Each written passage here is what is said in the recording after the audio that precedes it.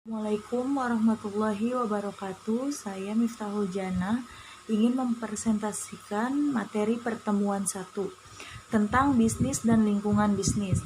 Yang pertama kita akan menjabarkan pengertian bisnis, klasifikasi bisnis, tujuan bisnis, lingkungan bisnis dan etika dalam dunia modern. Yang pertama, pengertian bisnis. Secara terminologi, bisnis merupakan suatu kegiatan atau usaha yang dilakukan oleh perorangan maupun kelompok.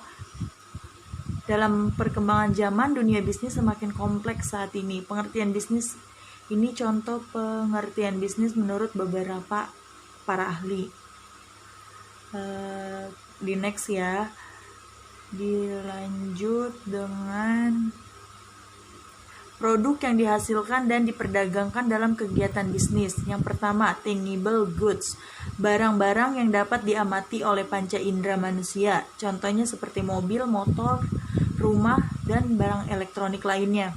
Yang kedua itu intangible goods atau jasa. Produk yang tidak dapat dilihat secara kasat mata, tetapi dapat dirasakan manfaatnya setelah konsumen menggunakan jasa tersebut. Seperti guru, pengacara, dokter, JNE, dan lain sebagainya. Yang ketiga, fungsi aktivitas bisnis.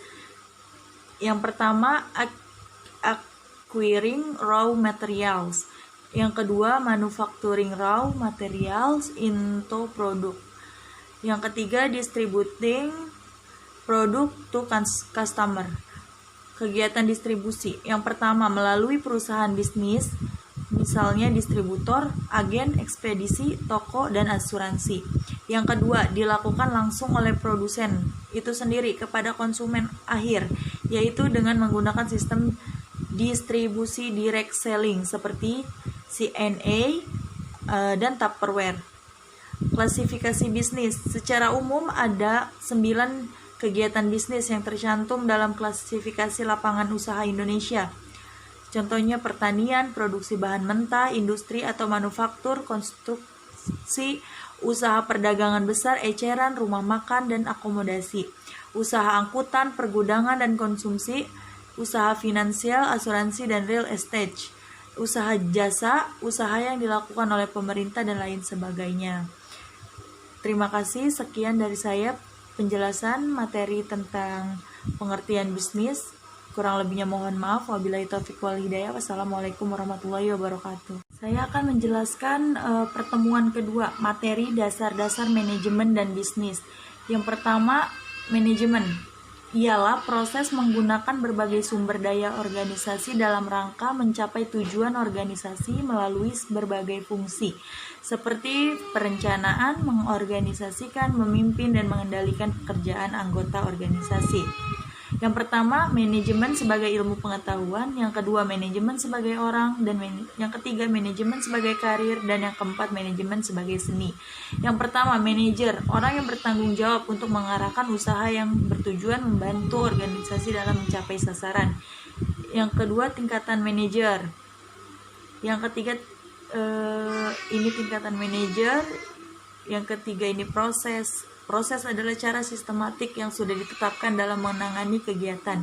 Di sini semua manajer terlibat dalam kegiatan atau aktivitas yang saling terkait untuk mencapai sasaran yang mereka inginkan atau untuk mencapai sebuah tujuan, visi dan misi dalam berorganisasi. Yang keempat ini organisasi 2 orang atau lebih yang bekerja sama dalam cara yang terstruktur untuk mencapai sasaran yang spesifik atau sejumlah sasaran. Ini sasaran goal.